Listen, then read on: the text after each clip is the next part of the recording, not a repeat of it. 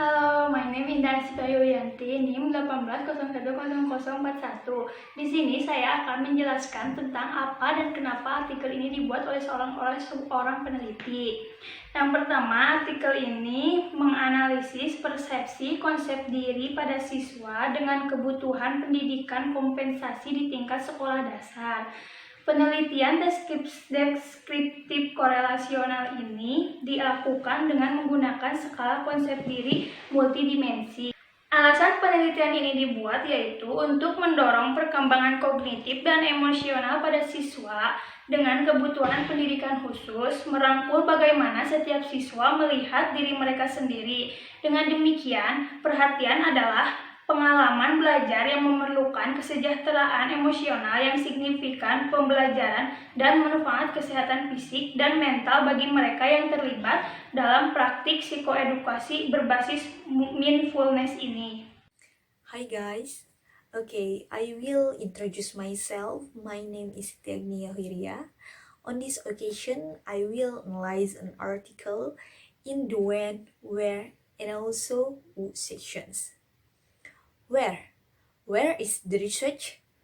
This research was conducted at the Infant Education and Primary School, CIP, school in the province of Granada.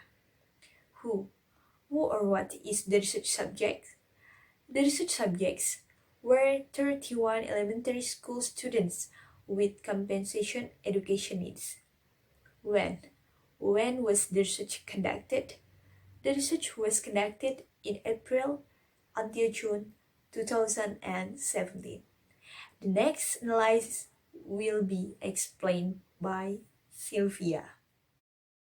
Yang selanjutnya adalah metode. Tujuan dari penelitian ini adalah untuk menganalisis konsep diri pada siswa sekolah dasar dengan pendidikan kompensasi kebutuhan, yaitu siswa yang merasa dirugikan situasi pribadi, sosial, ekonomi, dan budayanya. Untuk ini akhirnya metodologi deskriptif korelasional digunakan, melakukan pengumpulan data melalui kuesioner. Keduanya, tujuan penelitian dan karakteristik kelompok sampel diperhitungkan untuk menyesuaikan proses penelitian dengan keadaan. Yang selanjutnya ada sampel. Penelitian ini dilakukan di sekolah bayi dan pratama pendidikan di Provinsi Granada. Sampel penelitian ini terdiri dari 31 siswa sekolah dasar dengan kebutuhan pendidikan kompensasi. Subjek laki-laki merupakan 65,4% dari populasi penelitian dan subjek perempuan 34,6%. Yang menarik adalah bagaimana 69,2% adalah siswa dengan pendidikan kompensasi kebutuhan yang tidak memiliki cacat dibandingkan dengan 30,8% yang menunjukkan berbagai jenis kecacatan, mulai dari kecerdasan cacat mental, fungsi intelektual batas, pembelajaran kesulitan. Yang selanjutnya adalah mengukur. Satu dari teknik yang paling sering digunakan untuk menganalisis konsep diri adalah melalui pengisian kuesioner atau skala yang menilai sejauh mana seseorang merasa bahwa serangkaian pertanyaan atau pernyataan akhir mungkin berlaku untuk mereka.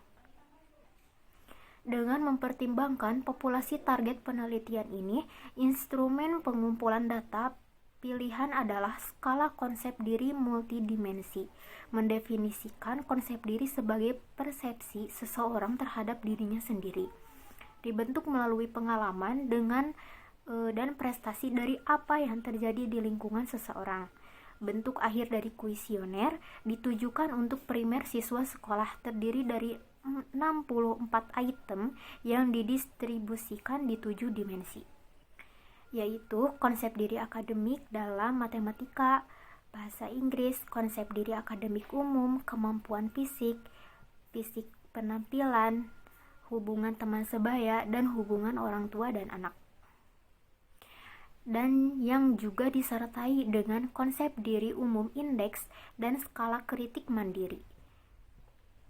Utama keuntungan di balik versi yang digunakan adalah kemudahannya siswa dengan kebutuhan pendidikan dalam memahami perbedaan item, mengingat kosakata yang mudah dimengerti dan mudah pertanyaan yang menimbulkan respon dikomotis tertutup, yaitu dengan merespon 0 sama dengan iya dan 1 sama dengan tidak.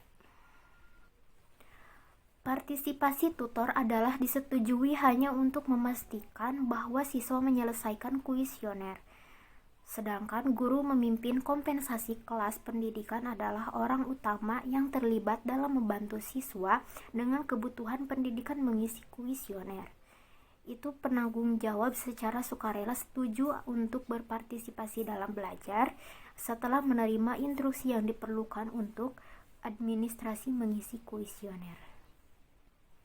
Semuanya dijelaskan secara detail kepada siswa untuk memastikan bahwa mereka memiliki pemahaman yang baik kedudukan konten masing-masing item dan cara memprosesnya mengisi kuesioner.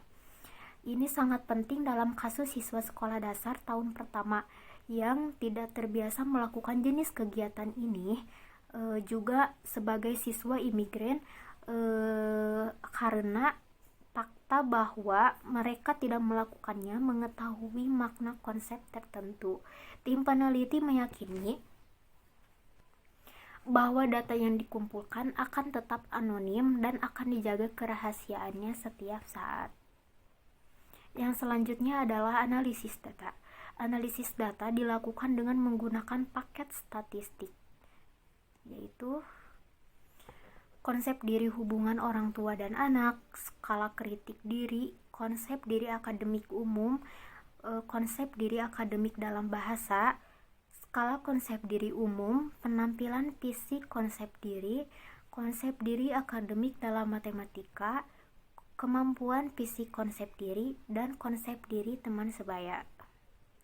Yang dimana masing-masing dimensi yang ditampilkan dalam kuesioner dan untuk item-item yang menghasilkan yang paling signifikan hasil. Selain itu, koefisien korelasi Pearson adalah digunakan untuk menganalisis tingkat korelasi antar faktor yang membentuk skala. Konsep diri akademik umum, konsep diri akademik dalam matematika, bahasa, kemampuan fisik, penampilan fisik, hubungan teman sebaya, orang tua-tua, hubungan dan kritik. Hello, my name is Rizky Maulana. I will continue the presentation from my friends. Yang saya akan presentasikan about the result of this research. Based on analysis dari penelitian ini, dalam konteks pendidikan yang bersifat compensatory, the development of mindfulness program harus mempromosikan pengetahuan untuk meningkatkan persepsi siswa tentang hubungan keluarga dengan bahasa yang akan umumnya akan meningkatkan penilaian mereka terhadap kinerja akademik mereka. Situasi kegagalan di sekolah yang diakibatkan dari buruknya kinerja akademis tersebut telah berulang kali menyebabkan timbulnya masalah yang akan menyebabkan ketidakmampuan sosial, kurangnya motivasi, dan rendahnya konsep diri. Konsep diri di sini menjadi perhatian penting dalam penelitian yang dilakukan ini. The practice of mindfulness and educational setting memungkinkan untuk mencegah tekanan yang didapatkan ketika di sekolah tadi dengan cara memungkinkan kita untuk menjalani ataupun mengalami hal-hal dengan cara yang lebih penuh perhatian or mindfulness. Dengan kesadaran memungkinkan kita untuk mengambil informasi baru dengan lebih tenang dan dengan cara yang lebih santai. Belajar lebih baik untuk menghindari resiko kelebihan informasi dan menyiapkan diri untuk meningkatkan pertumbuhan pribadi dan sosial yang akan menumbuhkan kesejahteraan yang ada di sekolah. Sehingga melengkapi pendekatan pembelajaran akademik. Artinya di sini dengan kesejahteraan sekolah itu akan meningkatkan kinerja akademik si siswa. Dengan demikian, mindfulness menghasilkan pengetahuan diri, yaitu untuk membantu membedakan perilaku kita sendiri berdasarkan konsep diri kita. That's it. Thanks for attention. Assalamualaikum warahmatullahi wabarakatuh.